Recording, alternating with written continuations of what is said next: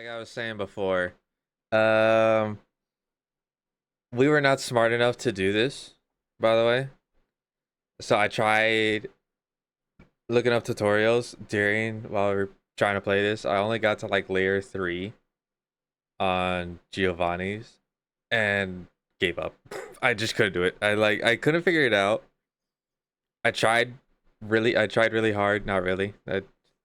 I immediately was like, you know what? I'm just gonna look up a video. Fuck it. But I did say that if we're smart enough, I will do it, and I will put out, and I will try to do like there. I saw that it has like different endings, like the true ending. I could try and do that.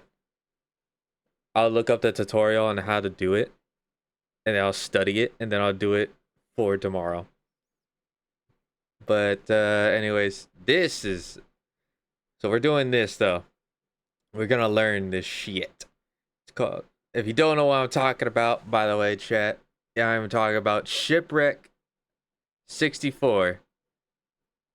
And we're watching this video called Shipwreck 64. The best ARG you never played is by Pappo. He made this a year ago. You can go check out Pappo and Phantom Eclipse. I'll put them in chat.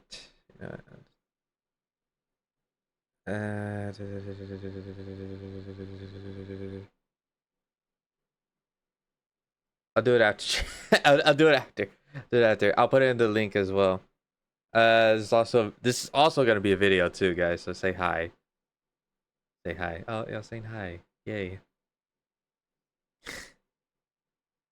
So I'm gonna put in the link in the description as well to Squeaky. Also the guy who made it is Squeaky's the Corgay. I'll also put him in the description as well. But please go check out these guys. I did not know I was subscribed to Pappo. Oh wait, no, that's a lie. I did watch this before, but I thought it was like so long ago. It was only last year, apparently. Which feels like it's been 2 years because it's January 23rd is when it came out. This video at least. So basically, this is an RPG an ARG that is very dark, but it's hidden behind a very old like the N64 graphics, like kids game. It's hidden behind that, and what you have to do is you have to go and you have to find out every clue. It even says it in the description of like the game. By the way, you can actually play this game on Steam. It's Shipwreck 64 2024 edition. It's actually really, really cool. I highly recommend you go play it before you come onto this video. But we're gonna watch this, and I know while we were playing the game, we saw some really, really fucked up shit. So viewer discretion is advised. It does contain very adult content, no sex, no none of that. It does contain very harsh shit, you know. But all right, let's get into it. This is Pappo Shipwreck 64. Let's do it.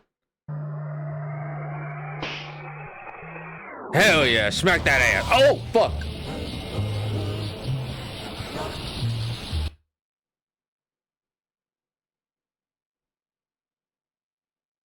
Oh, why you gotta do that to me? Bro, I was trying to be funny. You can't do that while I'm trying to tell a joke. Also, like my favorite part of this game as well was the slapping mechanic. Only because it just sounds like whoosh. Top of the morning. Like whoosh. Top of the morning. All right. But I was not expecting the jump scares. I'm not gonna lie to you. I got jump scared like a few times when I was playing my little part of it. But oh, what the fuck is that? What the hell is that? What is that? If you're anything like me, you'll probably be wondering what's going on. I like to answer that hypothetical question with another question. What is Broadside Beach? Broadside Beach is an alternate reality game, or ARG, developer Squeaks de Corgay has been making for the better half of 3 years. Squeaks de Corgay is a game developer. You've probably seen his work being played once or twice by people in the FNAF community. Does Polar Dread ring a bell? It should. It's a good game. Play it if you haven't already. If you don't have a VR headset, watch a video on it, I guess. I don't know. Like most ARGs, We might do that, actually. Broadside Beach has found its home in the primordial ooze that is YouTube.com. They are a dime a dozen. People have been able to make careers off of the sheer abundance of them. They usually, if not always, follow the same beats, and it gets exhausting after a while. I like ARGs, I like analog horror, but please, try to name at least 5 different ARGs that aren't just the same thing under a different coat of paint. I do like a fair few of them. Some do stand out from the crowd in their own way, and luckily Broadside Beach is one of these outliers. I don't think You know, I actually saw Angel Hair, but I only saw like a few seconds of it, and man, does it look good. I don't know where to watch like someone do an analysis of it, but might have to do that. Man, we probably will watch that next. I'd even make a video on it if it wasn't. I'm not a slop channel. But why is it an outlier? What makes it so different? Why am I here talking to you? I don't know. It's Why playable. Oh yeah, that's right. Shipwrecked 64 is a game that I was excited for ever since I played the original demo. In fact, I was originally going to make a video on it months ago, back in April. Things changed and I completely forgot about it, and I'm glad I did. I don't think my video would have been good enough to do it justice. The original game was bare bones, to say the least, but it did exactly what it needed to do to sell the idea that this was an old N64 game. It was a fun game, scary at times, and overall left a good taste in my mouth. If the original demo was all Shipwrecked had to offer, I wouldn't be disappointed. But it's not. There's a whole new game. And this game is bigger and better than the original ever was. Really? In the time from last April to now, I have come to be friends with Squeaks de Corgay. In an attempt to have enough time to plan my schedule around the release, I asked him if he could let me know like 4 days before the game's release so I could wrap everything up to focus on Shipwrecked and only Shipwrecked. In response, he gave me an early copy. What? This motherfucker, I saw on Twitter. That's what made me want to play this fucking game. This motherfucker was like, somebody on the thing were like, it was like, watch me pirate this fucking game. And then the guy, and then like, Squeak was like, oh yeah? Here's a free key. Have fun. And literally, they just had a key. They just gave out a key to Shipwrecked 64. Brother, I paid $8. You know what? A pretty great $8. I'm not gonna lie to you. I can't wait for his next game.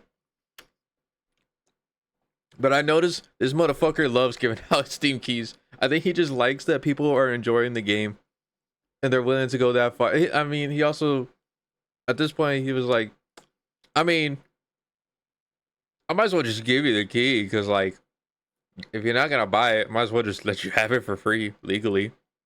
That way you don't get in trouble.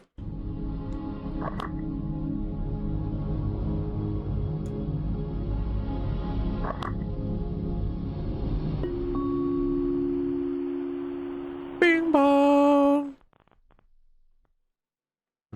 Shipwrecked 64 starts with a commercial. Hey, everyone! I need your help.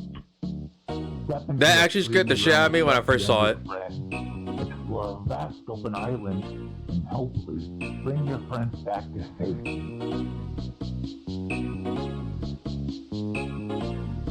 So what do you say, buddy? Let's go rescue the gang.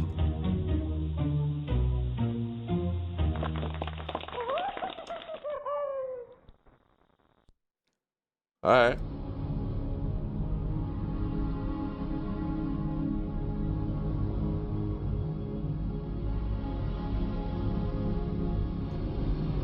Hello. Hello. Welcome to Shipwrecked 64, 2023. Thank you for having us.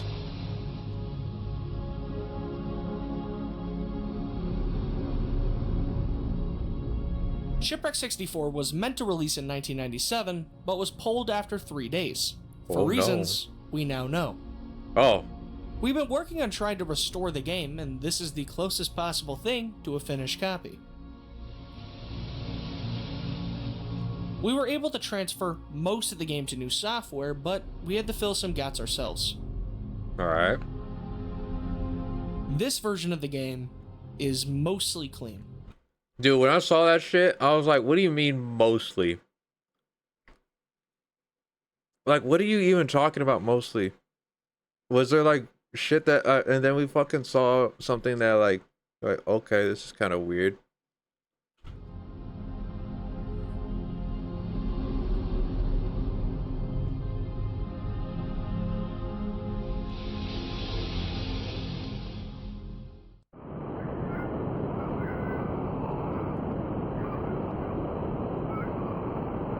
Day one. Don't worry, guys. Don't worry, guys. There's not gonna be a giant moon coming down from the sky and on the third day.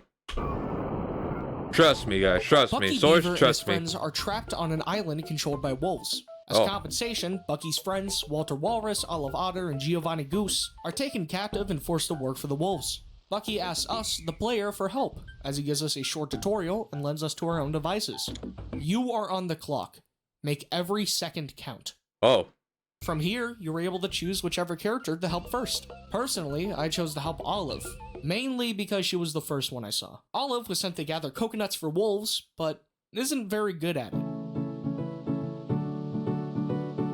In Olive's minigame, you have to collect 30 coconuts within a fairly lenient time limit by punching trees and opening chests. Not every chest or tree has a coconut for you, so you just have to punch and open everything in sight until you have enough.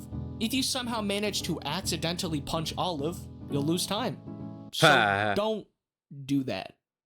If you can collect the coconuts in time, you will free Olive.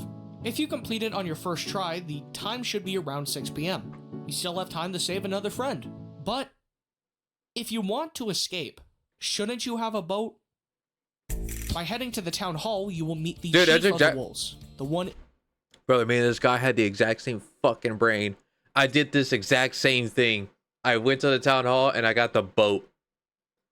I didn't even realize I needed a boat until I went there. And he said, don't you need a boat? I was like, oh, fuck, you're right. In control of the island. You feel sympathy for you, and only really took your friends captive because your rival disrupted the peace of the island. As a sort of apology, he tells you where your boat is. It's in the forest. Go get it. Pieces. He's giving you the opportunity to find the pieces and fix your boat, which you obviously accept.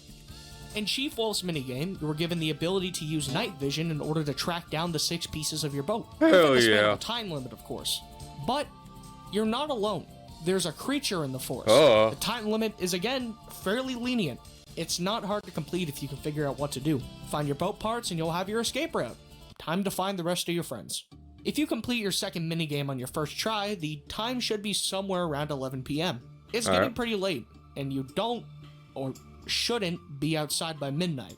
We have just enough time to save one more friend for today. In the theater, Giovanni Goose is waiting for some help. Part of his debt is to cook for the wolves, considering he is in fact the chef.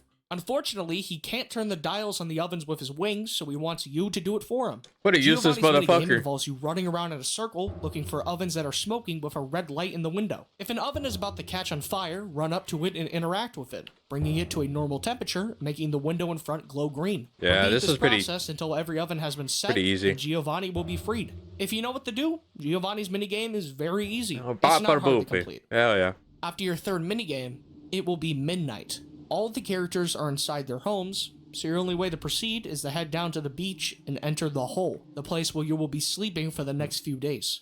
Right now, it's time to sleep. Right now? Fuck it. Go Mimi's.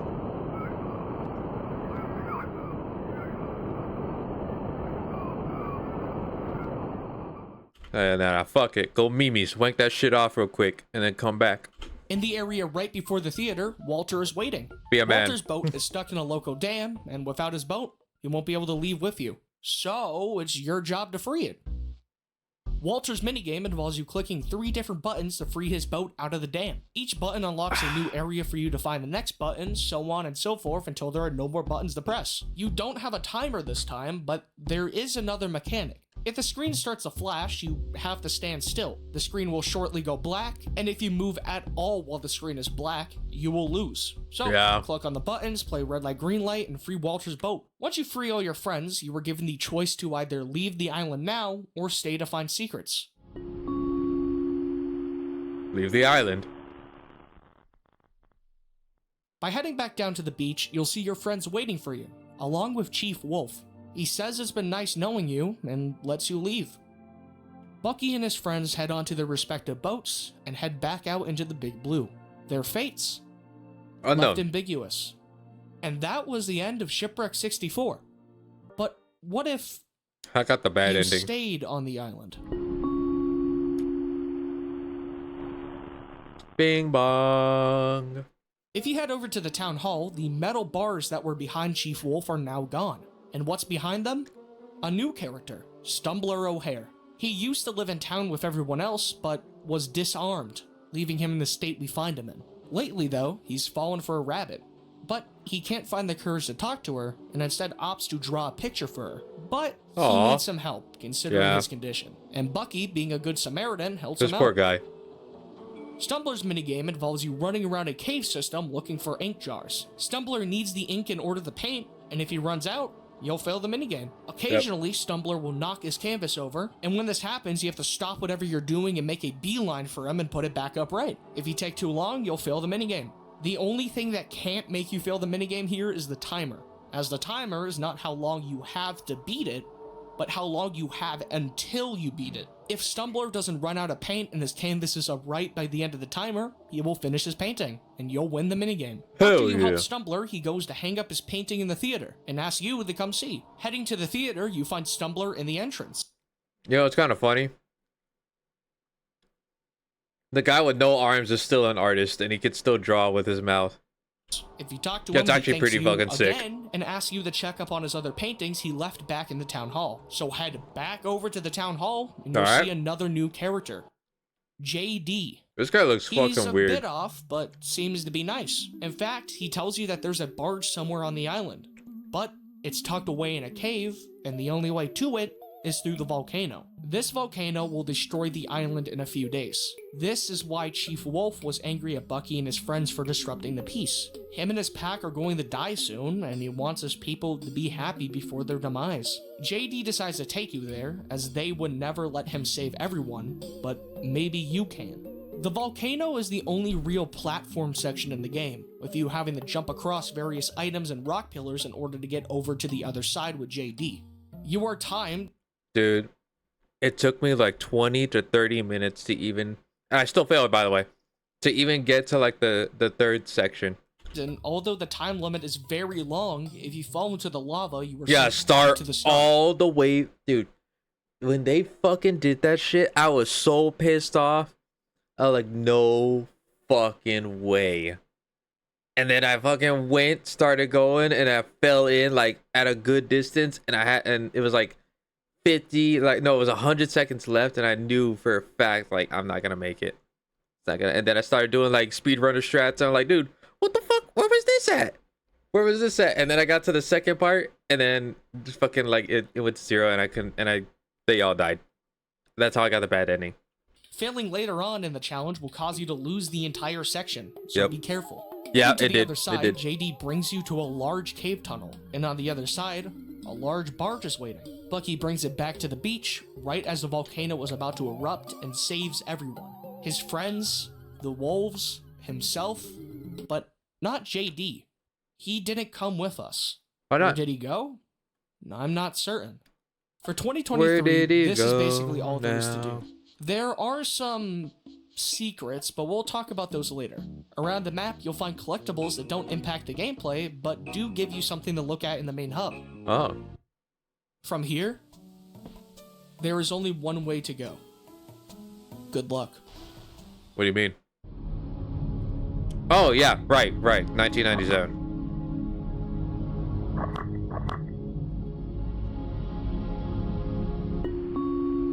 Think outside the box, yeah, dude. It said the game that was removed from the shelves. Think outside the box. It's deeper than you know. Dude, when I saw that, I was like, it can't be that bad. And then I got stuck for like 2 hours. I got stuck for 2 hours. I gave up. I'm like, God fucking damn it.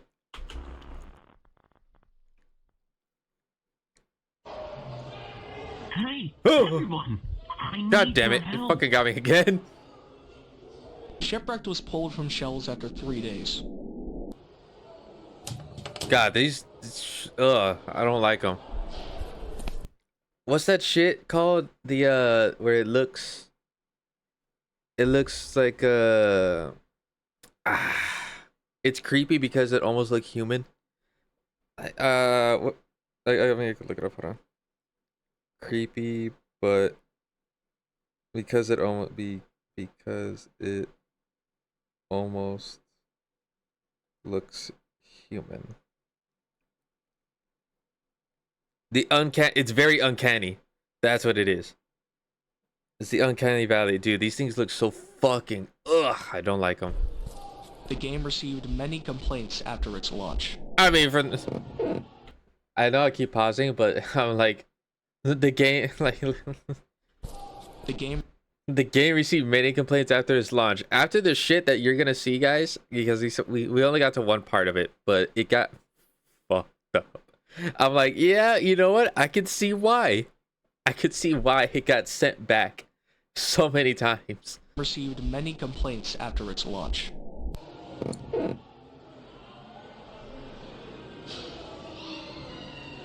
This was Cogware's second last game. So what do you say, buddy? Let's go rescue the gang. Hell yeah.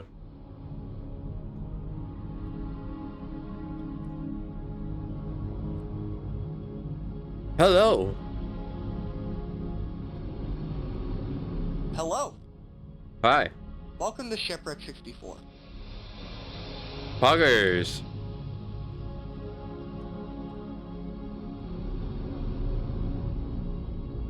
Information on the game has been very sparse since its soft launch in 1997.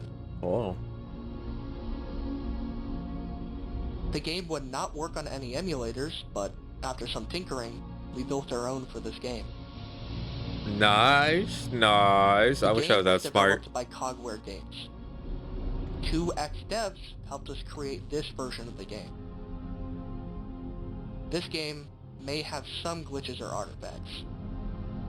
It is not for the faint of heart.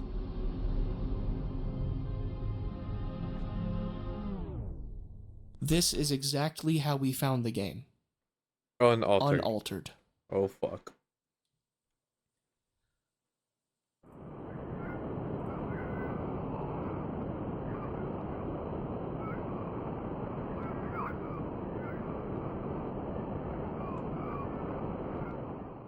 Considering this is how they found the game, why not beat it again? This was the game that was on store shelves after all.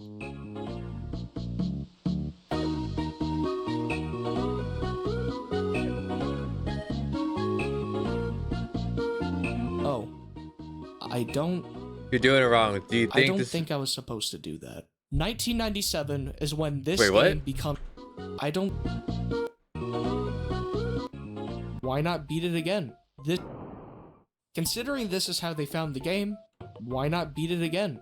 This was the game that was on store shelves after all. How did I miss that? What the fuck?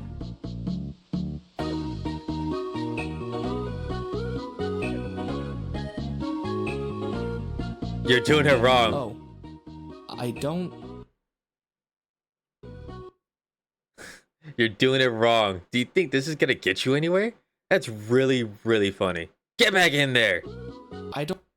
You have think I was unfinished supposed to do business. that. 1997 is when this game becomes Shipwrecked 64. This is when the game becomes one long string of puzzles that get more and more convoluted until it's so far stretched from what it was originally, you aren't sure if there's an end to it or if this is still the same game. If you were planning on playing Shipwrecked 64 at all, do not watch any more of this video. What will happen after this point is best experienced on your own. Dude, I tried.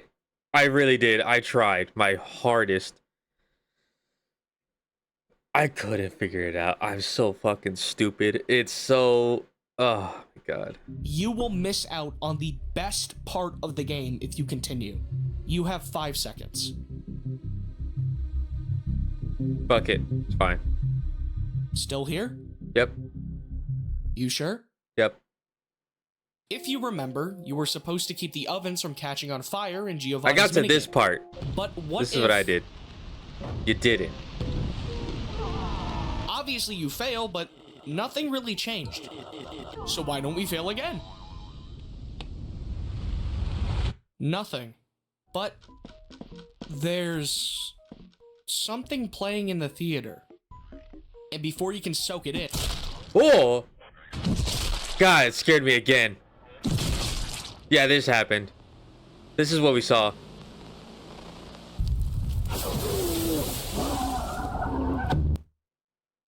What we just witnessed was the death of Gary Wilson, a Broadside employee working as a mascot handler and the voice of Giovanni. Who was he killed by? Bucky Beaver. Oh, shit. Rather, the person inside the Bucky Beaver suit, Brandon Lester, who was also the voice of Bucky Beaver.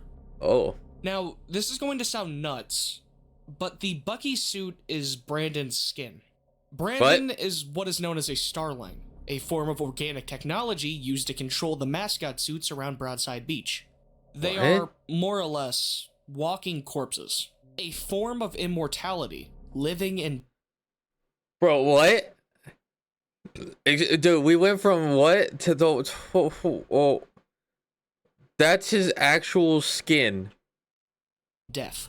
They have to wear the mascot suits as their skin in an attempt to stop outside infection. However, their skin suit ends up receiving unwanted side effects, such as bleeding, growing teeth, or additional non-organic objects attached to their body. What the Brandon, fuck? while working under Broadside Animation, passed away after a fentanyl overdose, leaving him to become a starling. Gary Wilson was Brandon's second victim. His head was smashed in, and his face was boiled in oil. He was turned into a starling. Oh, fuck. He was turned into Giovanni Goose. After viewing this, Giovanni's voice is now replaced with the screams of Gary Wilson. Now, going back I didn't into even the realize that. minigame, and they immediately catch on fire. And we are shown something that is just as bad, if not worse, than the murder of Gary Wilson.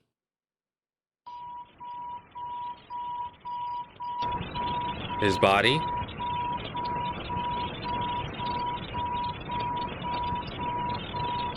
Oh my god, dude.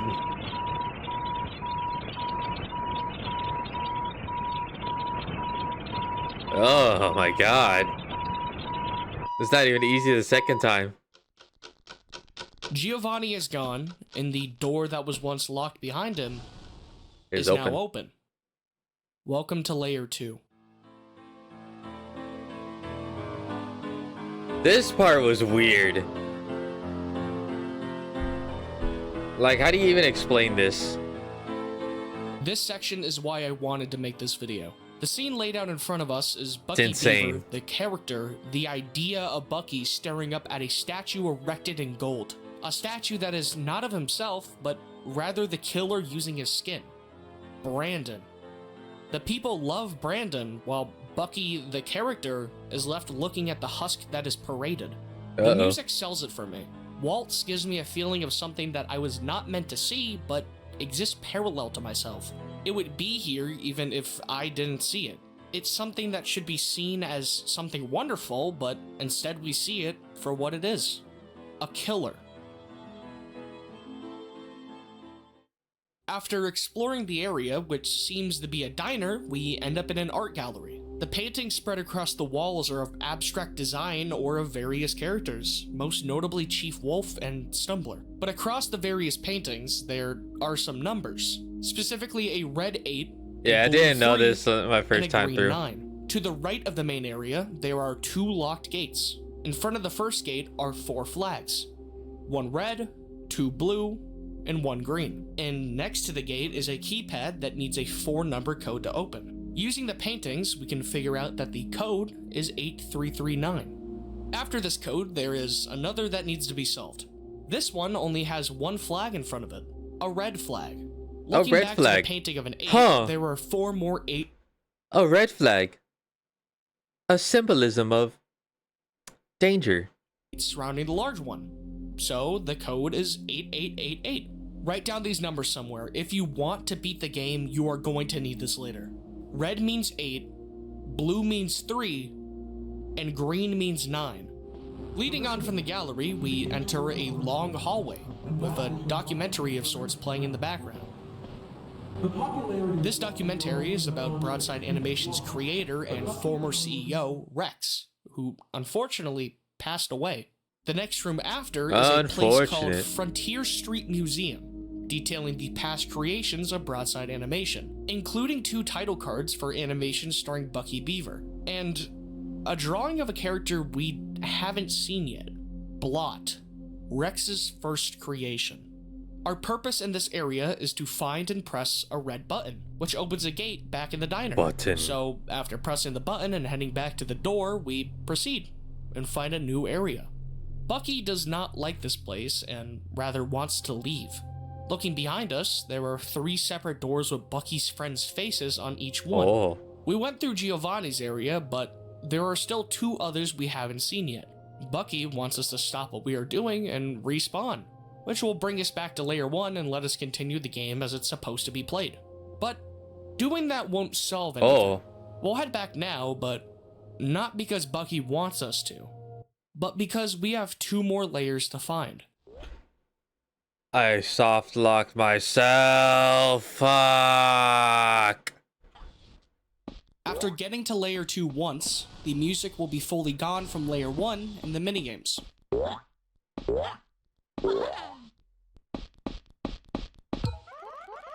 That's so dumb, Remember dude. I before when fucking said you soft could locked lose myself. time by hitting Olive?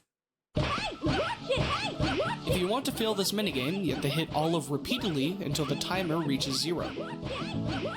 The first time you do this, like before, nothing happens. It's gotta get bad, isn't The it? second time, we're dropped off in a new location Oh. with a tape player. The tape says, Olivia's last phone call. Oh, fuck. Hello, we're not available now. Please leave your name and phone number after the beep. We will return your call. You showed up at the door again. I don't know what to do. There's something about us and there's just felt wrong. Oh my god. This was the last time Olivia Finch was heard or seen alive. She was attacked by Brandon and drowned in the lake by her cabin. She was a voice actor for Broadside Animation, specifically the voice of Olive. Right when we assume it's over, it plays again. You showed up at the door again. I don't know what to do.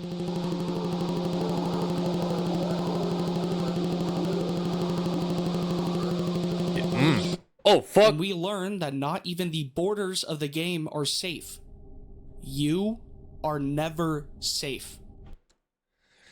Turning on my lights, cause fuck that. Alright. Yeah. Doing that. I'm gonna make sure my door's closed actually now. Yep. Okay. Fuck that. Okay, I'm scared. Yeah, baby girl, I am scared. You know how they say nuts went up to just go back up into your body? Yeah, they went up to my throat. Ooh, that did not feel good. Oh, I don't like that. The third time we speak to Olive, she has something new to say to us. Shards of glass were struck everywhere. A thick trail stretched from the broken window, and it led directly into the water. Oscar, Lima, India, Victor, India, Alpha. Once we fail the minigame again, we are once again brought back to the cabin. But the roof is gone. If we jump out of the roof, we see another Bucky standing above the floating body of Olive. Fuck? This is the closest thing we will get to seeing Olivia's death at the hands of Brandon. Brandon walks off, and the game fades to black. Olivia was Brandon's first victim. Oh. The locked door near Olive is now open. Welcome back to Layer 2. Oh, fuck. Olive's Welcome to Layer the pool. 2 is the pool. It's exactly what you think it is, a massive pool room. In one of the first rooms in the pool, we find another statue of Brandon. On the wall is a sentence that reads, "Code is ECDC." There's also a tape in the room. When activated, Hot Cross Bun starts to play. Huh. Oh. I don't know if that's copyright, so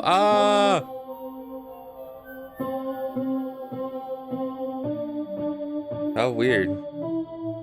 Crumb buns. Using the code on the wall, we can assume the answer is 3777, which, farther into the pool rooms, is the exact code used to open another locked gate. After some platforming, we enter a door and end up back inside the room we found through Giovanni's Layer 2. This room is the start of Layer 3, which, although we could enter, we still have one more layer to find. So, we respawn and head back to bed. Go Mimi's.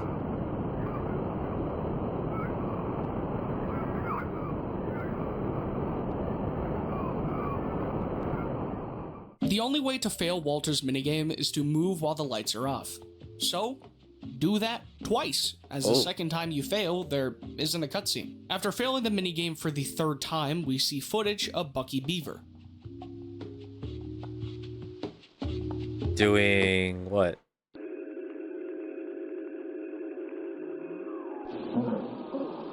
Presumably from the perspective of the victim who now plays Walter, Oh. Nathan Stewart, an animator for Broadside, and the voice of Walter Walrus. Late in his shift, he was killed by Brandon wearing the Bucky costume. He was Brandon's third, and as we know, last victim. Brandon seemed What to the only target the what the voice fuck? actors for Broadside Animation, for reasons that I am not too They want sure his of. crew? Hell yeah. The Smack door that near ass. Walter is now unlocked, just like before. This is the last time we will be in Layer 2. This time, we find ourselves at a beach. And what would you know? The Brandon Beach, statue is in mouse, the distance. beach, Every time we mouse. find ourselves at a location that requires us to learn more about one of Brandon's victims, a statue of him is one of the first things we see. It's a visual indicator that this person was killed by Brandon and turned into a mascot for Broadside Animation. When you arrive here, the best thing to do is to go to the right, as here, we find a video showing us what to do. Oh. You need to clip through a specific part of the wall, which leads us to a keypad. But how do you find the code? To the left through a doorway, there is a tape on the wall. The label says code is RXBC.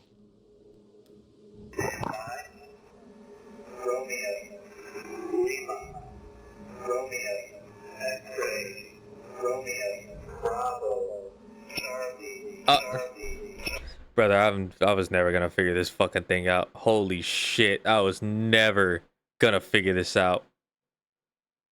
Oh my god. They're doing fucking... No, dude, I don't know any of this shit.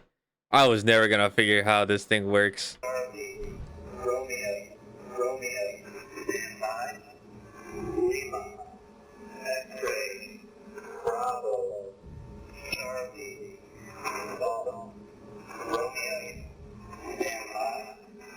This tape is using the NATO phonetic radio communication spelling alphabet. Whatever letter the word starts with is the letter trying to be communicated. This code is telling us that how many times a certain letter is said is what the number is in the code. Following the system, we get the code 6224. This gives us access to a long hallway. Dude, oh my god, I was never gonna figure this shit out. Man.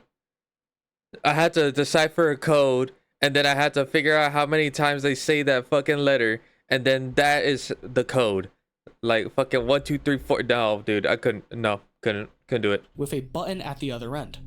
When we press the button, Oh.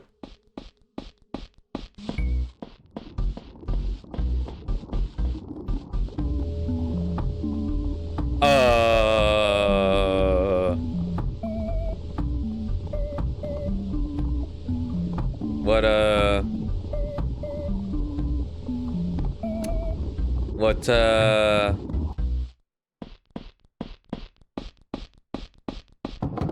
Whoa. These obelisks depict Stumbler, Chief Wolf, and JD respectively. There's a Dude, painting of this that is shown in Giovanni's Lair 2 and in the main menu. Using the boat, we can enter the Stumbler obelisk, and after some jumping, we enter a long spiraling staircase that brings us to another room. Some more jumping and we unlock a door that leads us back to Layer 3. As of now, there isn't anywhere else to go. So, Except. we have to enter Layer 3. Yeah. In this room, there are buttons on the wall and a computer in the top left corner. After pressing the buttons, the computer shows us on a beach with 4 numbers on the wall. 4923. Using this code in the next room lets us continue into Layer 3. But before we continue, the computer in this room is interactable, and when interacted with, opens a web page on your respective browser. This web page is the official Cogware Games site, and it reads as follows. Cogware Games was originally an idea that 3 friends out in Silicon Valley had one night, founded by Connor Thomas, Elizabeth Baker, and Harry Waters. We are a collective of fans of the new and thriving world of gaming. We put innovation at the forefront. With our first ever demo of the game Blundercover being a hit with crowds over at local conventions in 1995, and a thriving partnership with Broadside Animation Company, leading to the creation of the magnificent Shipwrecked, we won't hold back on getting our hands dirty with game development. After all, yeah, that's that's what I read. comes from. Every cog in a machine has to be working together to create a meaningful result. We here at Cogware are in it for the players, and for moving forward, we dabbled very heavily into 3-dimensional graphics, working with the top of the industry professionals to create worlds of depth, color, and life. Let's keep innovation at the forefront. We can make amazing things together. Soon, you cross another hallway. 2 notes from the lead developer, Connor, tells us this area is off limits, and is for staff only. But if you really want to go down there, then feel free. Just be warned. Through the door, we find ourselves at a staircase covered in graffiti of various characters, a game of hangman, and markings telling us to stay out. But we press on, and find ourselves at Layer 3. At this point, Bucky is pleading with us to head back to the island. Whatever is down here, he doesn't want to see or interact with. But his words fall on deaf ears. There's also a tape here.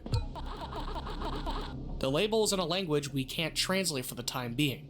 But for the sake of documentation, this tape is labeled Olivia. It hit her before she even knew it was coming. Yeah, we heard that. I remember that. It started with loud screaming, reduced over time to mere croaks. Any will to swim away slowly drained away as she sunk down further into the water, polluting its natural color. The rodent stood a few feet away, watching the effects of his actions, and only began to walk away when she stopped struggling. In front of us is a sign, and this too is in a language we can't translate. But nonetheless, it says, where we lie. For Layer 3, we are given a candle in a fleeting attempt to see our surroundings. Hopefully this, the tape, and the location itself is enough of an indicator for you that things are about to get real. This location seems to be another island. There isn't anything here to do, so we have to proceed through the door in front of us. Which brings us here. There is graffiti on the walls that resemble the scribblings of... So this is where I got stuck. After this part, could not figure it out. And I know I got fucking soft locked because I didn't fucking restart, you know, like an idiot. Of a madman. I can't figure out what they mean, and there's only one way to go from here for the time being, as the main exit is locked. Through the next door, in front of us is another computer. When clicked on, it opens a web page. cogwaregames.com/stumbler/index.html. A helpful nub by Stumbler and Wolf. About the authors. Stumbler O'Hare. Stumbler O'Hare is a rabbit and an artist at heart. Growing up, he'd always been a massive fan of arts of many different forms. In the process, he began to experiment with art of his very own. He took up painting as his favorite form of artwork. He had painted lots of artwork, some of which was actually hung up with a military theater. One day, though, Stumbler was hit with a life-changing event, which had left him without arms. A rabid wolf had attacked him. While he didn't get away, he could live the rest of his life without hands at all. However, he's still an amazing artist at heart. Stumbler will be responsible for the drawings in this guide. Chief Wolf. Chief Wolf has dedicated his entire life to helping out his fellow wolves who live on Nulla Terra, much like himself.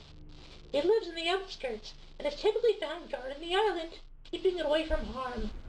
He's responsible for the capture of Bucky, Walter, Olive, and Giovanni, and he wants nothing more than to help his fellow citizens. Wolf will be responsible for all the writing and research portrayed in this document. Oh. How cute.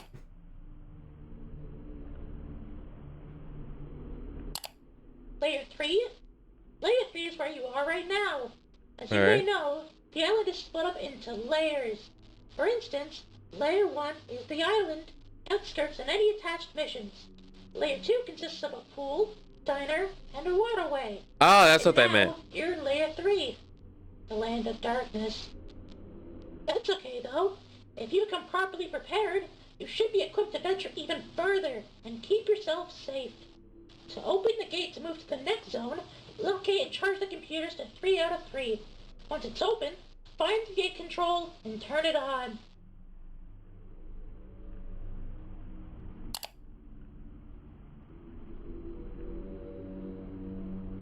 Oh. Your candle. The candle is the most important tool in Layer 3. You're completely in the dark, but that's okay, because your candle will light the way. Once you pick it up, you will have it for the rest of your time here. You will light the surrounding areas, keeping you aware of where you're going. Just know, however, once you leave these areas, you will no longer have the candle. You won't lose it. It will come back in your next visit. But if you don't need it, you won't have it. Okay. Oh, are we going through all of them? Silvertech Prime Computers. Computers are a very prevalent thing to come across in Layer 3. Silvertech has graciously provided really us with good. these computers. We have stocked all around the place. That's a good way to share information with newcomers like yourself. If you Can I just say that he put a lot of work into this, and it's like really, really good. I gotta commend him for this. you're reading this, either a friend has linked you to this, or you found it yourself through a Silvertech Prime computer. Press the big red button on the front when you find the computer, and you will be able to learn brand new things about Layer 3. Golden computers, however, will need to be activated with the timer. Golden computers. Once they're on, you will need to find each of them and turn them all on before the timer hits 0. I'll try to leave a map of where to locate these computers.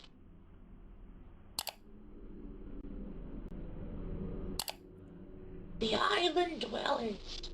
Dwellers, also known as Starlings, creatures who live in the darkness of Layer 3. Donning the faces of Bucky's own friends, they will wander around the dark, searching for any unfortunate little beaver who happens to stumble into their path. Awakened when Walter, Giovanni, or Olive are brought down into Layer 3, they will stalk around the dark, and eventually, well, they'll make their presence known. You cannot rely on your menu to keep you safe. Look for a barrel and interact with it to hide away. While a dweller may follow you in Layer 3, that doesn't mean they won't try to follow you elsewhere. Stay alert. You may not be as safe as you think. If a barrel or any other objects appear to be off or moving, repeatedly hit it until it vanishes. When captured by a dweller, you will be taken to a small room akin to that of a prison cell. Little do they know, however, that your little rabbit friend knows the code. If you are trapped, the keypad to exit will be 7418. Remember that. You wind up there, you will need this to escape. Alright. Bet. Thank you, Stumbler. Just kidding. Beaver Scratch is a language that's used by many folks who reside down here in Layer 3. To speak in Beaver Scratch, you'll want to, firstly, take your sentence. For instance, I miss having arms. And now, when you translate it, you'll get a very simple translation of that. Just like that. I hope you can figure it out from here. I'm an artist, not a teacher. if you need a sentence translated, feel free to send me a sentence at stumblero'hare@gmail.com. What the fuck? There's a gate at the back half of the plaza. Look for it. You'll find it eventually. You've got to get it unlocked using these 2 simple tasks. Okay. Okay, you want to get the gate open? Here's what you gotta do. Yeah, I was never gonna figure this out, dude. Find the crystals. Fuck! There's a computer lying around somewhere, and on it is a video that contains your answer. If you visited the pool, you Well, know another what steps Pop-Tart. to do next. Step 2. Find my tape player. I did Find my record tape the code player. for future use, but I forgot it. Oh, of Look course. around. There's a tape player somewhere with the workstation code on it, recorded by yours truly. Maybe look at my little home away from home. Seems like a reasonable place to leave it. And note, play these far away from Giovanni. He can hear these. Oh. Step 3, start the task. Go to the sky hallway and look for the door with the music note next to it. And then press the button to begin. The monitor will instruct you what to do next. Good luck, Bucky. Task 2. Step 1, find the batteries. Look for glowing green batteries. There'll be one in the office, one on the rooftops, and one in the cave. Oh. Step 2, drop them off. Bring the batteries to the computer in the basement. Drop them off in the open box. Step 3, Toodles. You can go now. Toodles. Be free. Good luck, Bucky. Truth be told, we don't know if there is a layer 4, or just how deep all this goes. For the longest time, it was assumed it only goes down to layer 3. But recent searches have shown some kind of paradise down there. Paradise? If you can find it, then by all means you'll have my gratitude. Oh my I'm god. proud of you, Bucky. Good luck with your adventures. Well, now we know what to do. Alright. And now we know what that language from earlier is. There are 2 ways to solve Beaver Scratch. Oh, fuck. One way is to email Stumbler directly, who will give you the answer. But it takes time. Oh, The fuck. other way is to manually decode it using a handy-dandy guide I made. Beaver Scratch is made by taking the second letter of the alphabet. Oh, brother, I was so fucking cooked. Oh my god. Dude, I was never gonna figure this out. I don't know where this bravado or fucking confidence in my intelligence came from. Holy shit. Not even gonna even... dude, I don't even think I'm gonna be able to attempt it. I don't even know how I got that far to begin with. I just, like, fucking went for it. That's it. I just went for it. Oh, no. I don't think... No. Dude. How the fuck was I supposed to figure any of this out? Oh, no. Switching it with the first, and then Oh, skipping the next no. line, repeating until all numbers have been swapped. So ABCD becomes BADC. On screen is a visual guide for Beaver Scratch, so if you want to solve any notes by yourself, feel free to write this down and then use it for later. That's what I did. Solving Shipwrecked 64 is supposed to be a community effort, so if you want to stop here and finish layer 3, and by that logic, the rest of the game, then feel free to. But for us that want to stay, we have a gate to open. Let's Laid out go. in front of us are 3 choices. Thank you, like Mr. always. Pap. To the left is Olive, to the right is Giovanni, and in front of us is Walter. In order to access these 3 areas, you must enter at least 2 different characters layer 2, as if you only enter one, the doors will be locked. In order to continue through layer 3, you must enter and complete 2 of the 3 choices. When I played originally, I completed Olive's and then Walter's room. I won't explain the puzzles found in these 3 different rooms, as each individual player will have a different experience, and this is best left solved on your own. The puzzles involve things you've already dealt with, so you should be able to get things done smoothly. After completing 2 of the areas, the door back in the previous area that was originally locked behind 2 gates is now open, which is obvious as you are teleported in front of it. There is only one way to go from here, and this is forward. Is the real layer 3. This is where Stumbler's website is important, as this entire section is written under the layer 4 section as task 1 and task 2. Before we continue with task 1, however, we have to make a quick detour to the room on the left. In this room is a computer that, when interacted with, opens up a map of the area on your browser. Oh, shit. And according to the video, this area is called the Plaza. Stumbler tells us to look for his home away from home, which, if you remember his minigame, means we are looking for a cave. While looking for this cave, you may encounter a starling. This is the first time in the game that we are not necessarily safe. Motherfucker. Oh, you just had to do that, didn't you? Fuck you. Oh man, I did not. Oh. As now we can be chased. In the plaza, there are 3 starlings you may encounter: Nathan, Gary, and Olivia. If you make eye contact with a starling, they will spot you and start chasing you. The music that plays in their chase is a slowed down audio clip from the civil defense training film Duck and Cover. What? There was a turtle by the name of Bert, and Bert the turtle was very alert. When danger threatened him, he never got hurt. He knew just what to do. He ducked and covered, ducked and covered, ducked and covered, ducked and covered. Oh, that's creepy. If you are in a chase, you must find and then hide inside one of the barrels found across the map. After a moment, they'll lose aggro, and once they are far enough away, you can get out and continue what you were doing before. However, the starlings act differently from one another, so you can't use the same strategy every time. What? Nathan is slow, but has the ability to destroy any barrels you hide in. He doesn't do it all the time, but it can catch you off guard. If he breaks the barrel you are in, you'll be shot out with a few seconds of invincibility frames, so you have enough time to gain distance and find another barrel. When dealing with Nathan, planning and patience are your 2 best friends. That sounds like a pain in the Gary ass. is exponentially faster than Nathan and can see and hear you from far away. If a tape is being played in his general area, Gary will run directly to the tape. So when playing one, you have to make sure you are inside a barrel so he doesn't see you. Gary is fairly easy to deal with, but he will catch you off guard if you aren't careful. If he spots you, immediately hide inside a barrel, and he'll leave soon after.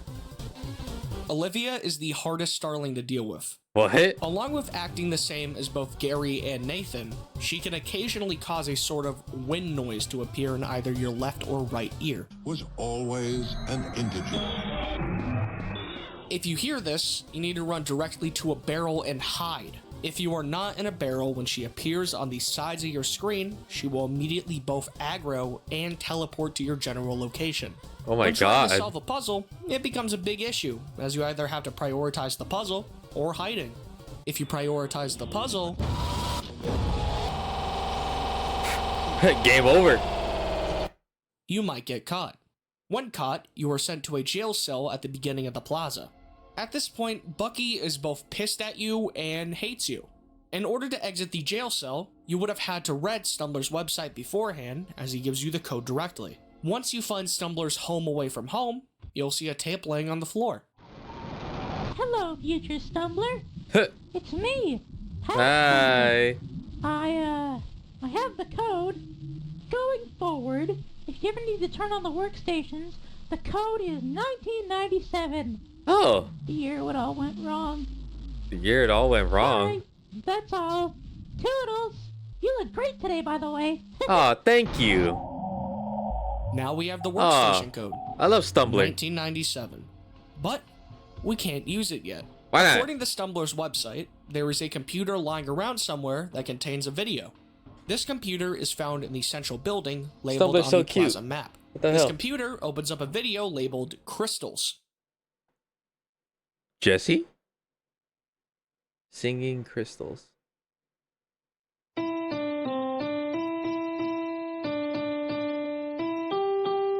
The video is a set of crystals lighting up to the tune of Mary Had a Little Lamb. Huh. Heading to the right from the central building, we find a note that references the video. And more importantly, it says, the last 4 notes are kind of nostalgic to me. What is the only thing involving 4 colors that we have seen up to this Green, point? red, and blue. Giovanni's Layer 2.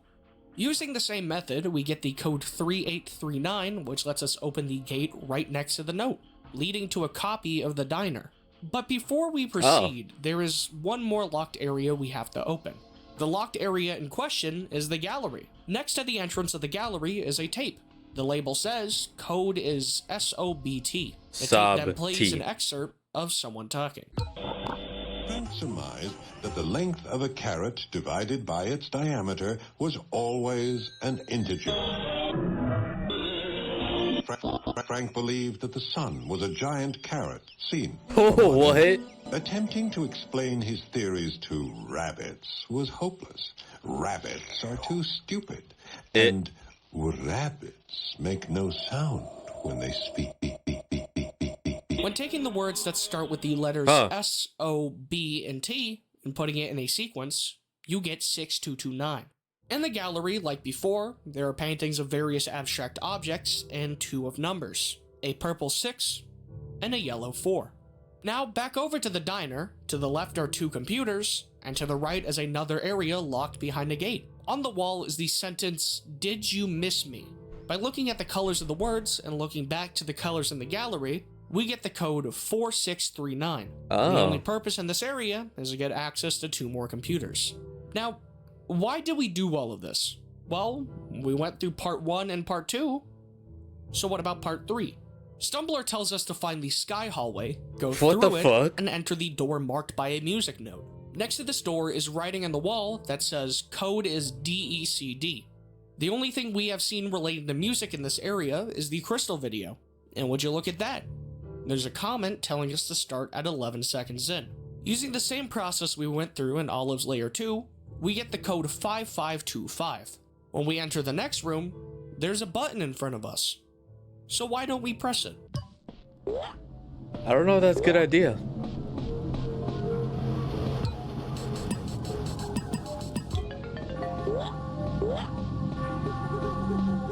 This is the first mission in Layer 3. In order to complete it, you must go around the map, turning 20 computers on by putting in the code 1997 on the keypads near them. Oh, that's a pain in the ass. All throughout the map, which is why we had to open that area earlier. If we didn't, it would not be possible to complete this challenge. If you fail, you won't get jump scared or anything, you'll just have to restart the process over again. Learn the map beforehand, figure out a route, and you should be able to do it. Oh, fuck you have that. 10 minutes. Good luck. If you succeed at turning them all on, you'll be sent to a safe room. And Bucky starts talking to you. Just need to relax. We can check out the door when you're ready. Whenever you feel ready, proceed through the door.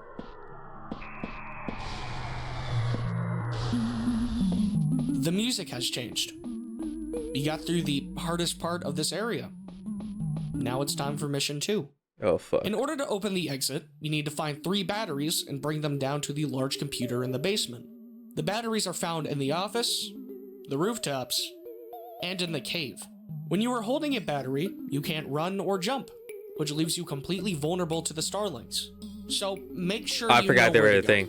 Find the 3 batteries, put them in the area next to the computer, and it will turn on. And zip 3 folders: Olivia, Gary, and Nathan. You are once again teleported to the safe room, and once you are ready, leave the room and head back down into the basement. The computer can now be interacted with, and when pressed, sends you to a web page. cogware.com/bullet n/discovery.html. The site gives you a zip file, the same zip file the game just made. We won't be going through this file for the time being. If I can be fully honest, Layer 3 is my least favorite part of the game. At first, I loved it. The beginning section where you think there's something after you while you open the gate, but in reality you are by yourself, is scary. But it's scary in a sense where the threat is your own imagination. When you first enter the plaza, it's fun. For the first hour or so, until you are stuck inside the plaza for 3 hours because you can't find the objective, nor can you remember anything you did 3 hours ago! It was my own fault. I wasn't keeping track of my notes. They were a pile of sticky notes spread across a corner of my desk. Once I figured out what to do, I felt stupid, because the answer was obvious. At that point, the horror factor was gone. I was used to constantly getting jump scared because a fucking goose saw me from halfway across the map. Replaying it, I do enjoy it, but that's because I know exactly how to solve every individual puzzle in Layer 3, so the fun I was having was solely the gameplay.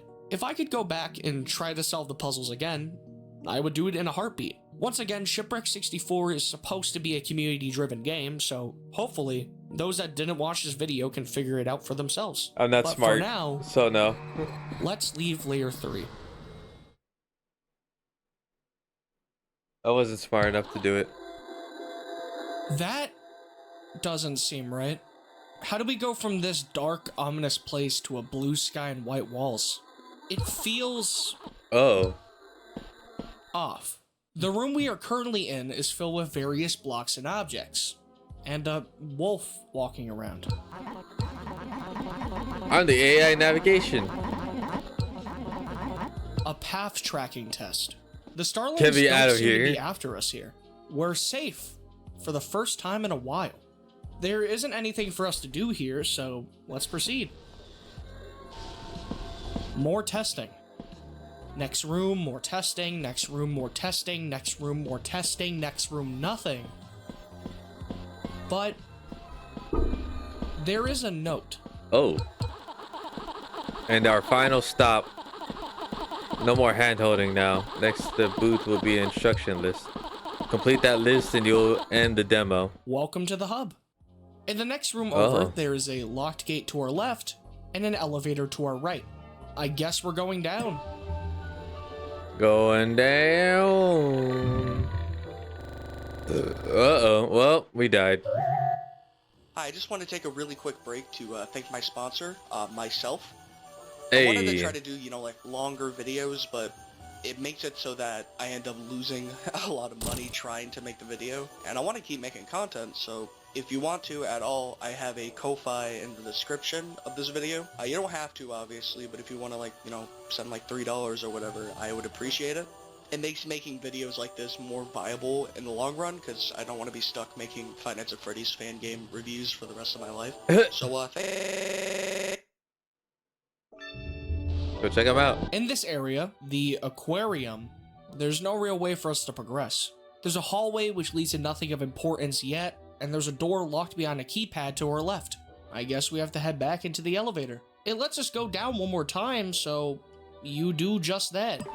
Okay, go down.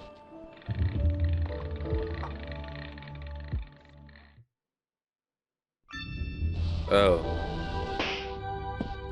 Ooh, doggy. Layer 4 is the last section of the game and is by far the most complicated. Actually, the entire area we just went through was also Layer 4, but I wanted the reveal to be more exciting. If you were to look through the YouTube channel that featured the Plaza Map video, you would have seen another video titled Sewer Map. This area is that sewer. The sewer map. The goal in the sewer is to open the control room. What's inside the control room? Well, we have to open it first to see what's inside. Also, you may notice something. Whoa! The starlings are back. Fuck and they brought a new you. friend. Fuck you. Fuck. Oh, I hit my ankle on my fucking desk. God damn it. Oh, god damn that. Fuck you, buddy. Okay. Okay. Brandon. Brandon works Oh. slightly differently than the other three. Instead of chasing us immediately when he spots us, he watches from a distance, only chasing when you get close. He's faster than you, and much like Walter, he can break barrels you hide in, so even when you think you're safe, you're not. Also, when during a chase, he has the ability to cause pop-ups to appear on your browser. 3 different ones can show up, although I only have one of them bookmarked. Brandon is one of, if not the hardest starling to deal with. He's unpredictable. If you can avoid him at all costs. When exploring the sewers, you may notice that there's no real way to progress. Oh. While trying to figure out what to do, Yeah, that. you'll probably die. Yeah. Welcome back to jail. Well, no problem. You God have the damn jail it. code. That doesn't work. What? There's a computer in here. Maybe that will help? When I played the game originally, I had no idea. 1, what 2, this 3, meant. 4. It made no sense. You want to know why? For some reason, my brain could not fathom that the 1, 2, 3, 4 in the video was referencing the original jail code. I tried finding different variations of 1, 2, 3, 4 over and over again to see if it would work, but Dude, he didn't even try doing just 1, 2, 3, 4. I did not think to use the original code. In order to open this jail, you must rearrange 7418 into 8714, or as the video puts it, 4132. Using this code will open the entrance to the jail, but it also opens an entrance above us. If you manage to wall jump to the top, you will notice 4 different colored barrels. In order, the barrels go green, blue, green, purple. You've dealt with a puzzle like this before, Yeah. back in Giovanni's Lair 2. Using the same method, the code is 9396. Next to the barrels is a doorway with a boat, much like your own, waiting for you. So, like always, there's only one way to go. While we're here, take some time to reflect on the choices that led you here. Is this really what you want to do? No. Do you really want to see what's on the other side? Actually, yeah. If you don't like what you find, who are you going to blame? You can't blame anyone. Myself. This is your own choice. Goddamn right. You were warned multiple times. Would you look at that? We made it. In Hell this yeah. room, there's another large computer that needs to be charged, and a keypad on the wall. Using the code from before on the keypad will cause a video to open on your browser. This video I'm like, dog, don't. Yeah, I'll deal with the consequences. It's fine. shows you the location of 3 invisible buttons. So, using the sewer map and the time shown on the video, go press them. Once you press all 3 buttons, another video opens up, showing a gate opening. This gate is the entrance to the control room. Head over there and you'll find another computer. This computer sends us to another site, cogwaregames.com/codebreaker.html. Codebreaker is another application. Some may consider it a game inside a game. No fucking way. Codebreaker opens up back at the main menu. Nothing seems out of the ordinary until you press start. Oh. What the fuck?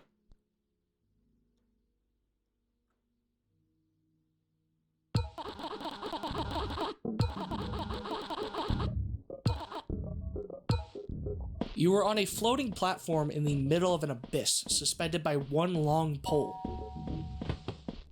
You can't save, can't do anything, besides enter a door with no other side.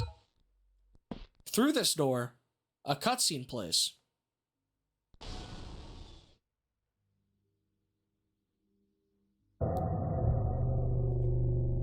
Whoa, fuck. Alright. Hello, baby girl. How you doing? Oh, this is Brandon.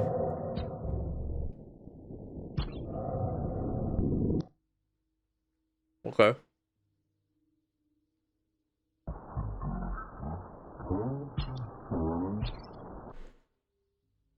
Welcome to Codebreaker. Oh. From here on out, most of the codes will involve this program. Codebreaker codes involve a series of 4 buttons and 2 keypads. Let's use the code on the website we got this game from as an example. OOXO 1989 1214. X's mean the button has to be pressed, O's mean the button has to remain red. So, in order to use this code, you have to press the 3rd button, input 1989 into the first keypad, and 1214 into the second. The gate in the center of the room will then open, dude, man, and through the door will be your reward. I could never figure this out. What the hell?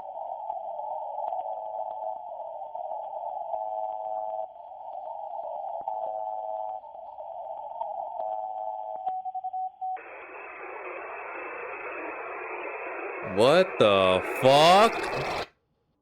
Depending on what you put into Codebreaker, you will get a different cutscene. Either something for flavor, or something to help you solve a puzzle. Like for example, the other code in this area, XOXO 8283 2781.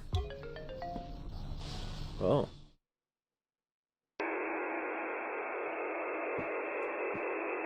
This was the reason we went into the sewers. Once you have Codebreaker, you have completed one half of Layer 4. So once you have the chance, head up through the elevator and back into the aquarium. Okay.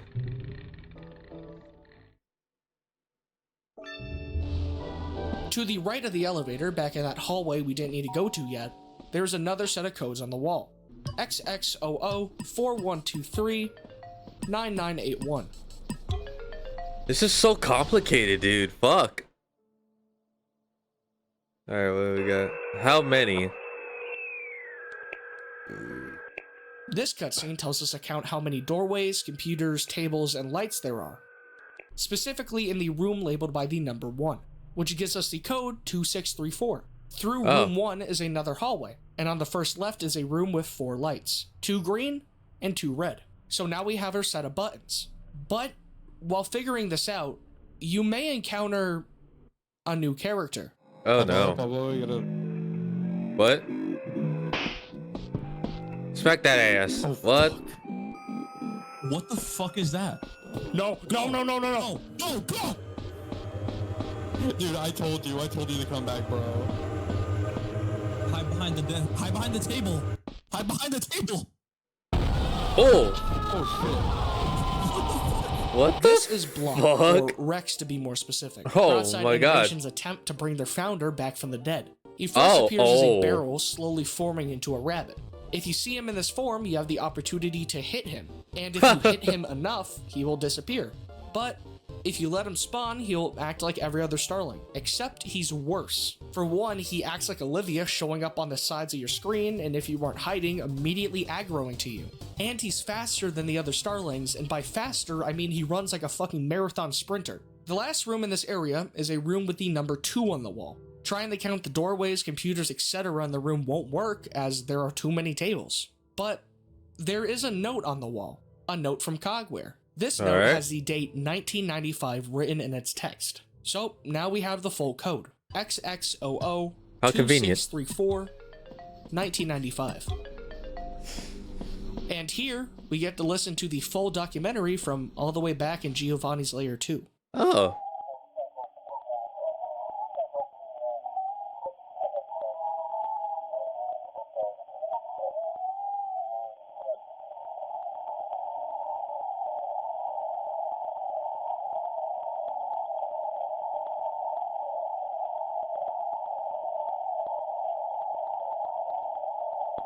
Ladies and gentlemen, boys and girls, behind this gate lies who can be the start to a bright new tomorrow. I could never bring myself to cut the ribbon on my own. For that, I'll need help from a very special guest. Everyone, put your Special hands together death. and make some noise for the one, the only.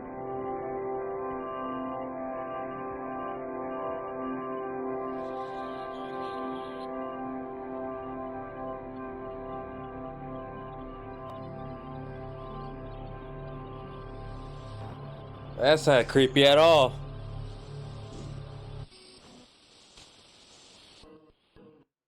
A man named Rex was brought into the world.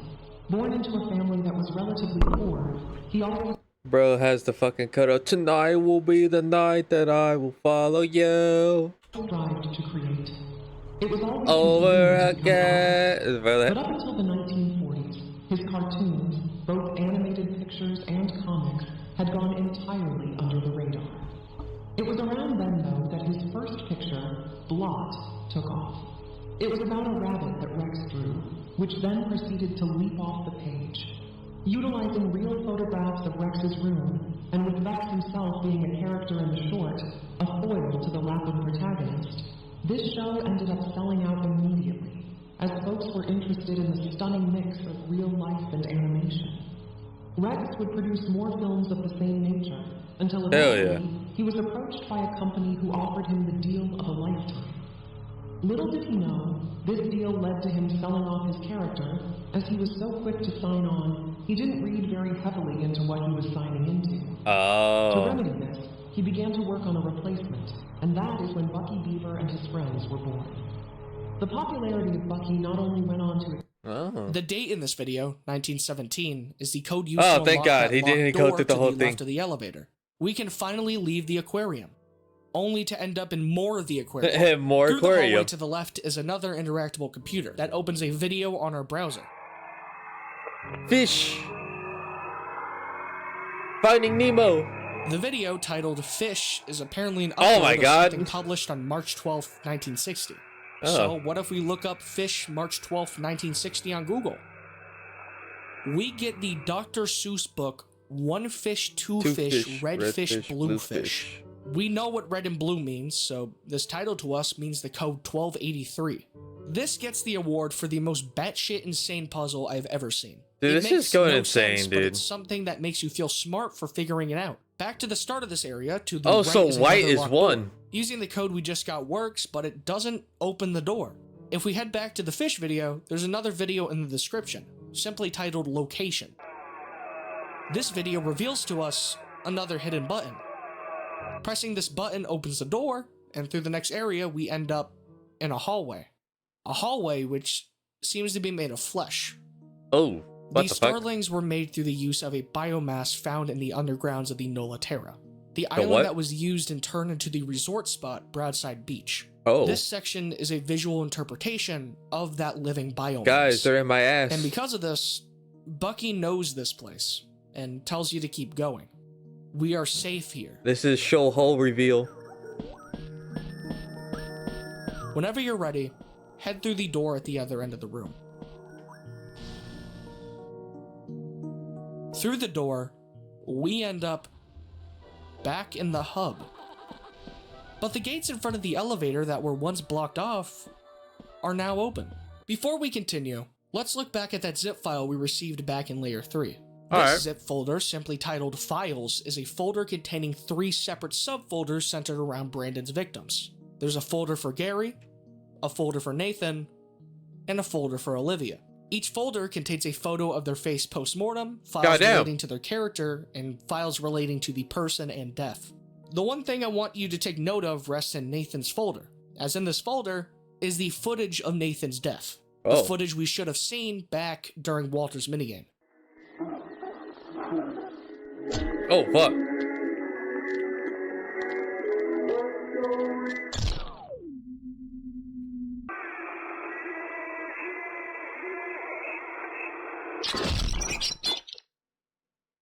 Well, fuck. We now know what happened to all 3 victims. We know why the game acts like it does, but we don't know why it was included in the first place. But you might have a way to find out. Through the gate.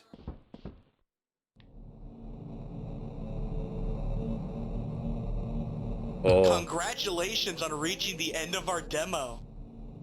We're happy to see you're engaging with our work. But we're showing this to you for one reason. As a reward for seeing all of Cogware's capabilities, everyone, I'd like to introduce you all to an exciting game set to release in 1997. I now present...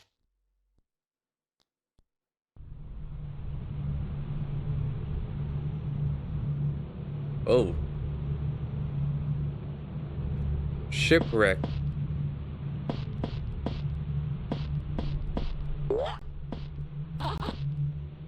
What?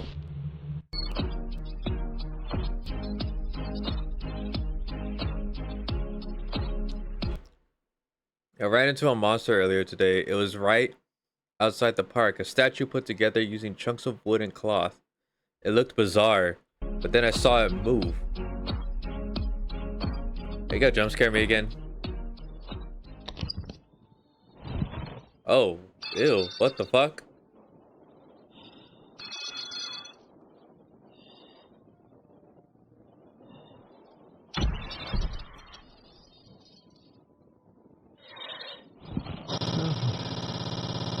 It's you. I thought I was the only one rotting down here. What the fuck? So much has happened. So much. It's all beyond your understanding. They call out to me. All 4 of them. I hear their voices skittering around in the inside of my wooden shell. Even down to the pulsating mass laying beneath it. I need you to find me. It won't be easy to catch. You'll need to prove to me that you want what I have. If you do as I ask, you'll know everything. Every single detail of what happened. Why you are who you are. No. I would immediately exit out. I was like, yeah, not that curious. What do you say, friend? We ain't friends, Let's dog. give it a go. I don't know about you, but I'll let you rot. Uh-oh.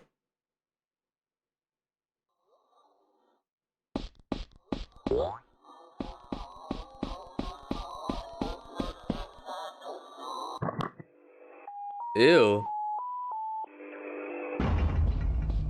Welcome to the final boss of Shipwrecked 64. In order to see The what final the game boss has kept buried, hidden from the public eye, we have to find the husk 10 times hidden across the island. All Oh the my while, God. the starlings are searching for us. If you get caught, you'll lose one husk encounter on your tally. It's not a death sentence, but try not to get killed.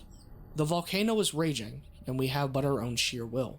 This is one of my favorite sequences in the game. The entire time we have been hiding from the starlings with no end in sight, having to play one long game of cat and mouse. But now we have an objective in front of us. We know what to do. And hopefully, It's we the can way win. out. Once and for all. Hopefully.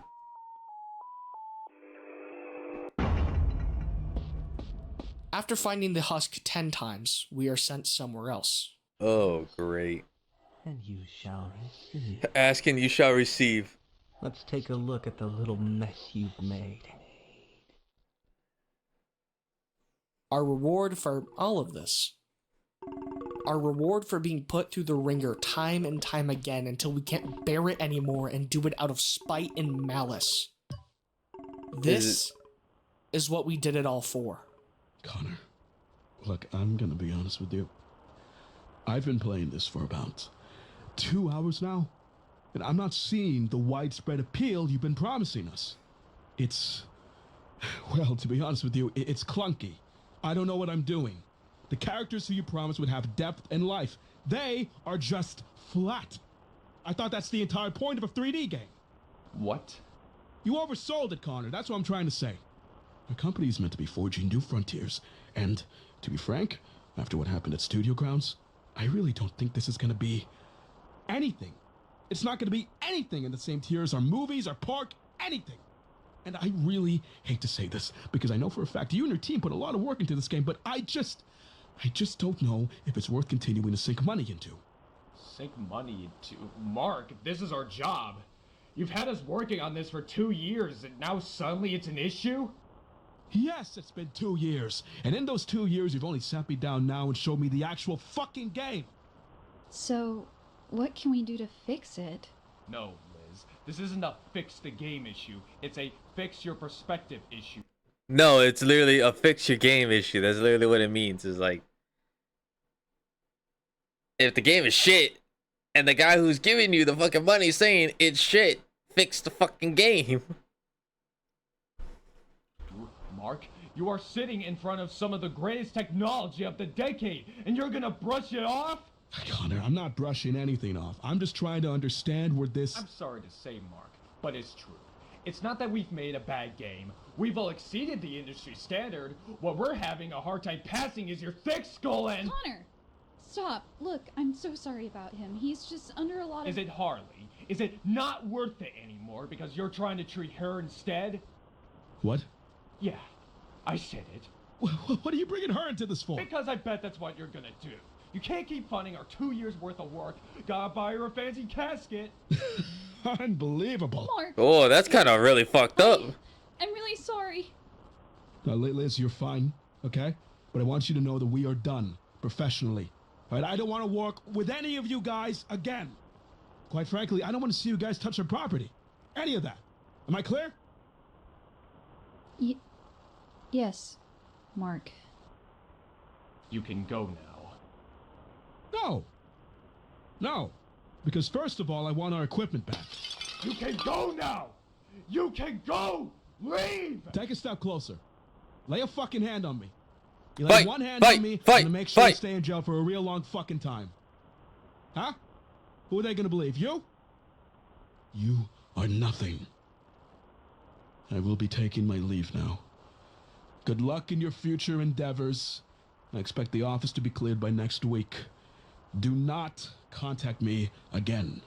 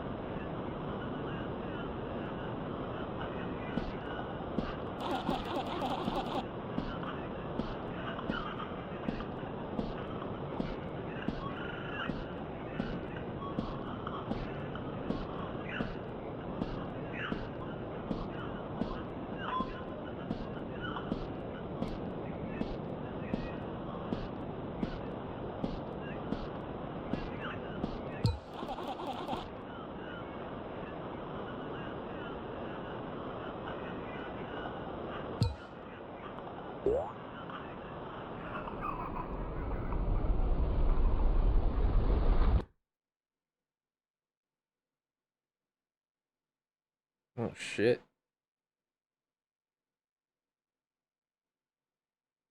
Alright, wait, hold on. Wait a minute. I can use some fresh air. Hold on.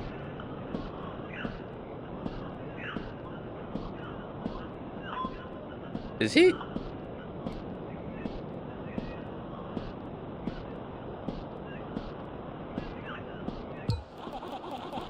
Please just do it. Wait. I looked down for a second to check the time and I missed all of this. Oh my god. Oh, oh.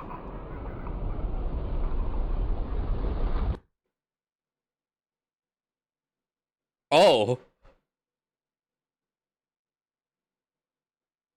Well, shit. Mm-hmm.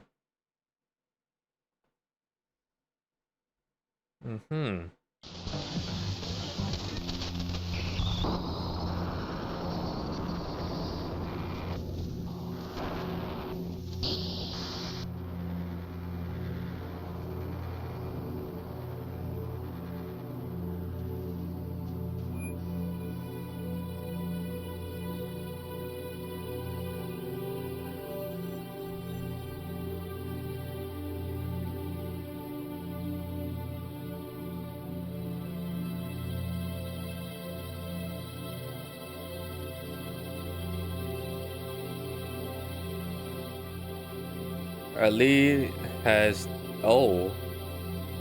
unalived himself. As soon as the media found the disturbing content, Shipwrecked was removed from stores. And for nearly 2 decades has been missing. And you are among the first to see what's inside of it. Well, goddamn.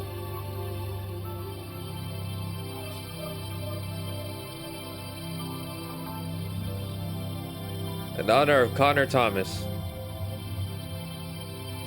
As a dad, as a boss, I would not be anywhere without you today, and I missed you. I never stopped missing you since the day we lost you. We hope that bringing your work back out is a good way to pay tribute. We'll miss you, Connor. Patrick Thomas.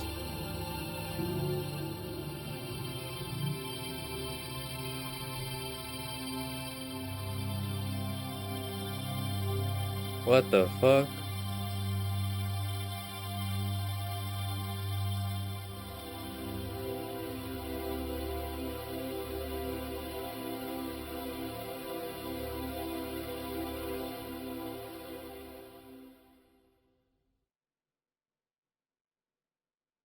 Well, goddamn. Hello everyone. As you may have heard, our lead dev here at Cogware, Connor Thomas, has taken his own life.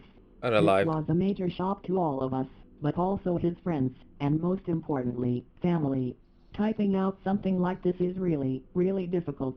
We all have been grieving, and we encourage all of you to be respectful if you talk to anyone who was close to Connor. Connor was a man who was generous, creative, and always striving to make a difference in the world. He had a strong belief in the technology of the future, and he pushed to make a difference. I think it's safe to say he did. He changed all of our lives in such great ways. We are never going to forget you, Connor. That being said, I understand our silence regarding the topic of the game that was released, Shipwrecked, and how some have taken offense to this. We are devastated at the way all of our work has been presented, and how it was tainted by such foul, disgusting imagery.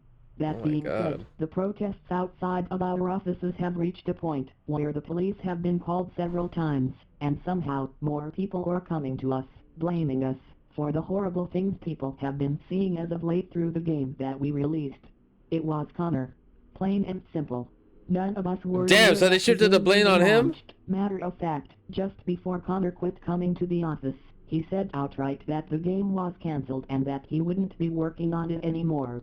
We need to address this Tumblr controversy as well, because, while I am the game's character designer, I was not aware of the fact that this character was based on a real cancer patient, let alone the deceased wife of our business partner. Oh my, I am baffled that this was a thought that crossed Connor's mind at any point in time, and I am simply sickened by the insensitivity of this.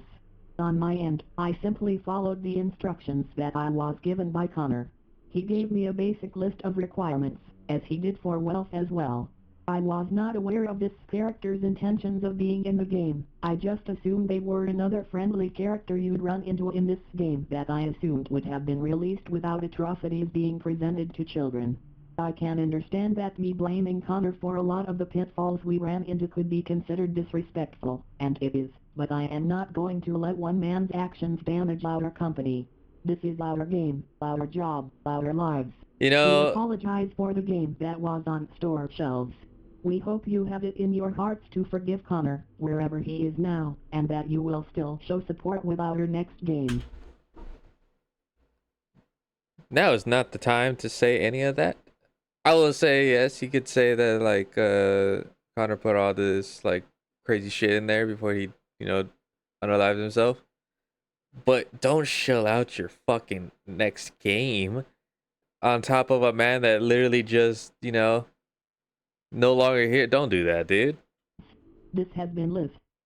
Signing off. Oh, that was Liz. They haven't been acting right. No one around has been acting right lately. I took her to the hospital, and I walked out on my own. They said that she's gonna be there for a while. Hey, Liz here.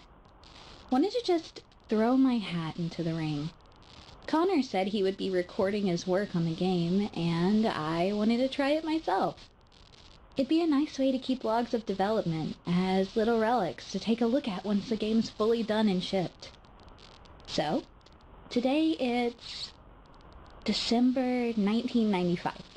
Oh. Yeah.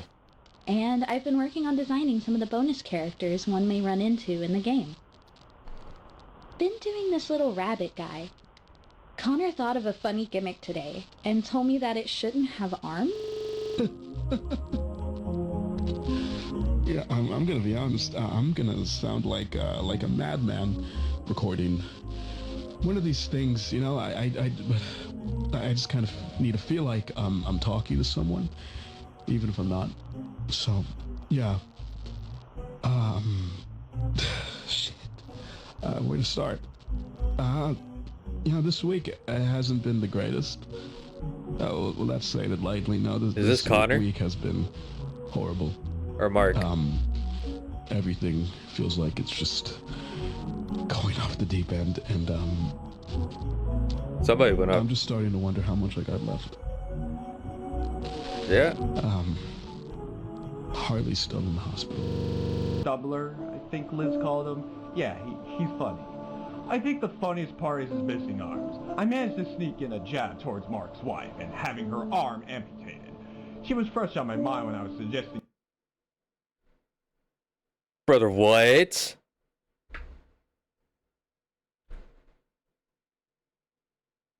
towards Mark's wife. I think the funniest part is his missing arms. I managed to sneak in a jab towards Mark's wife and having her arm amputated. She was fresh on my mind when I was suggesting the idea to Liz. And hey, her making her a little guy a hopeless romantic as well.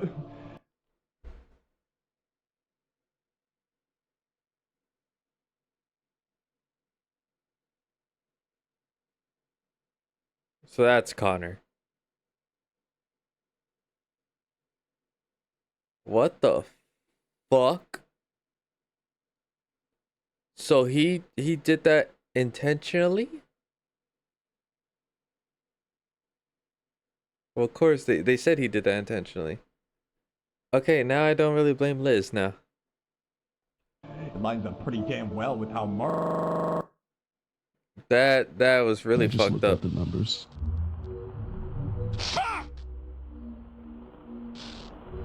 Our entire brand's been going down the drain. The stocks, I've never seen stocks get this fucking low. And we're still bringing people on. We're still expanding.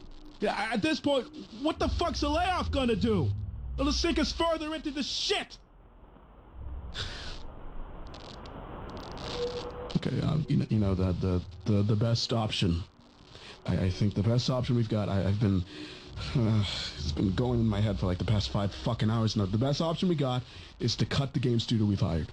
Okay, you know, we've been basically dumping money into their pockets, and I don't know what exactly they're making. I haven't heard from them in months.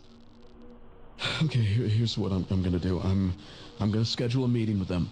Okay, and if they don't have exactly what they've promised, we cut them off. We'd save our asses in the long run. It'd probably give us a fighting chance.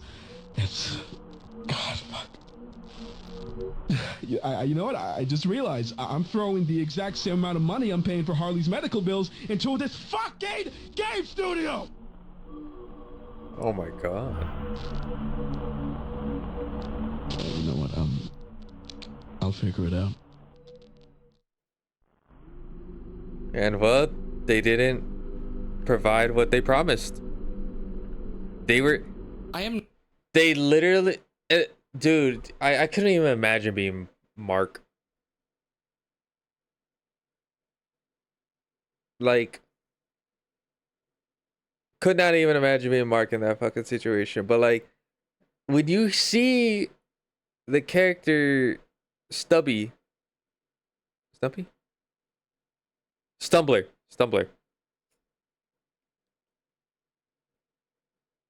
you don't really think much of it. But then when you hear that, now you're like, oh, so they're just making fun of his fucking dying wife. And then now they're like, why you have such a problem with it, bro? Like, we already put so much, this is the future game. And it's like, dude, you're making fun of my wife. Like, that's really fucked up, man. I could see why he was like so pissed off by saying maybe. And even then, on top of the game not being good, they're like, all right, first you're not making my game good. You didn't deliver what you promised. You're sneaking jabs at my dying wife, who does not have arms, by the way, and you just so happen to make a character that doesn't have arms. Yeah, no, I'm shutting this down. Fuck this. I can completely understand why he shut this down. I'm not going to sit here and act like I know the story behind Shipwrecked, because I don't. I don't either, but like, I can guess, but I won't know what the truth is unless it's thrown at me like shit from a monkey. Yep. But I do have something to tell. What we have been playing up to this point was created after the argument we just listened to. None of Layer 2, Layer 3, or Layer 4 was even considered until after the argument. The argument was the boiling point. For documentation's sake, Connor is Chief Wolf, and Stumbler is Mark's deceased wife. Mark is the current CEO of Broadside Animation, and is the reason the Starlings came to fruition. And, by extension, the reason 3 people had their lives taken away from them.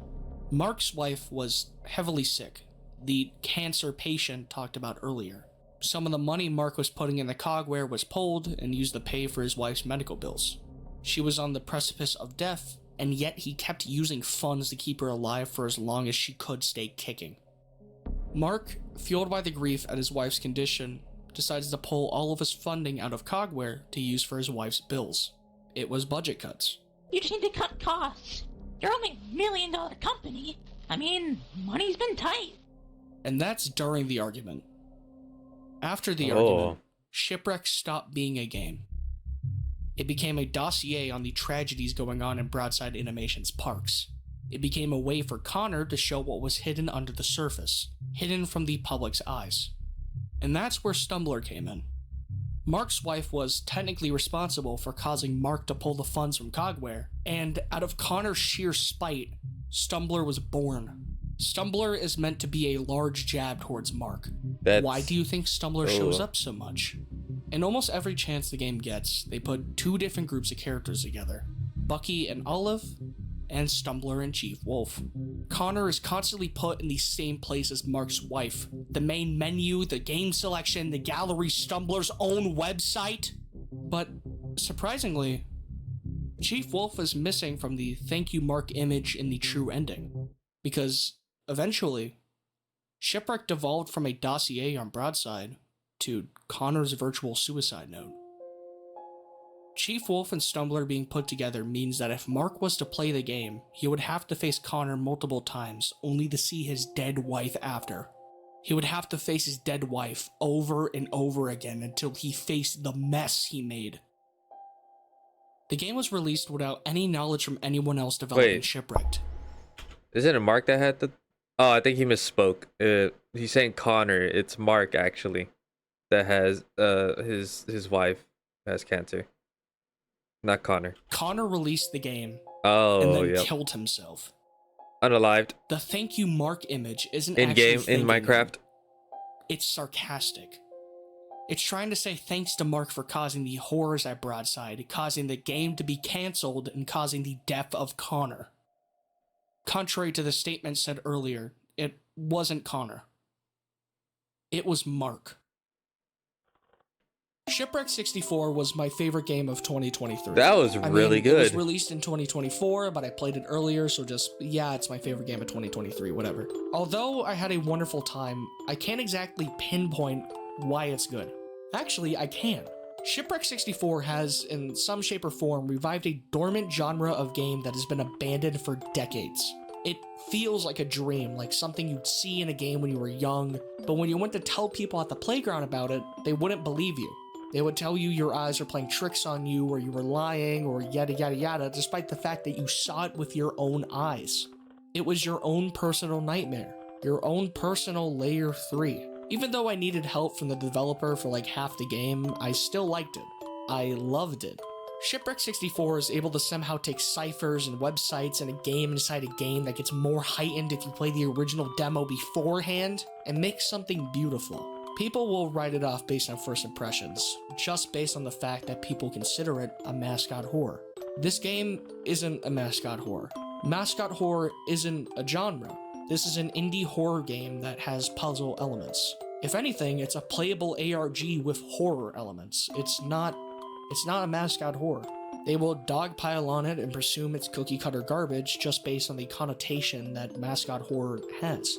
If you look past first impressions, past what you think will be in store for you, you will find a game that, in my opinion, is something that should be celebrated.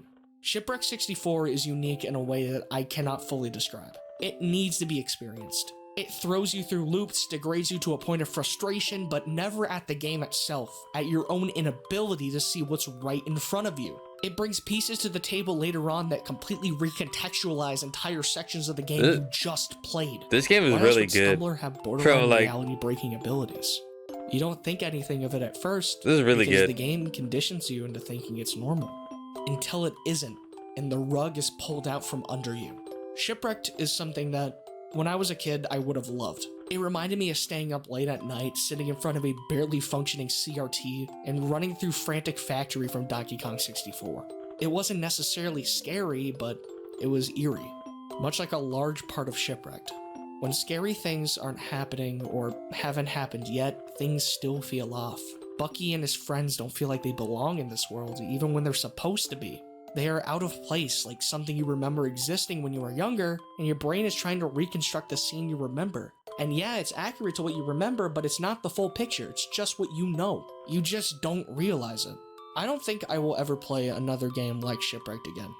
Wait, no, let me rephrase that. I don't think I will ever experience another game like Shipwrecked again.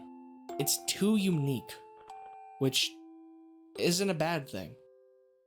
Some things are just best left in a category of their own. It kind of was like it is a category of its own making. Hey, that was good. I like that a lot. Be sure to go check them out. Oh, I might go check out their other videos, honestly. This was really, really good. Ah, man, this was really, really good.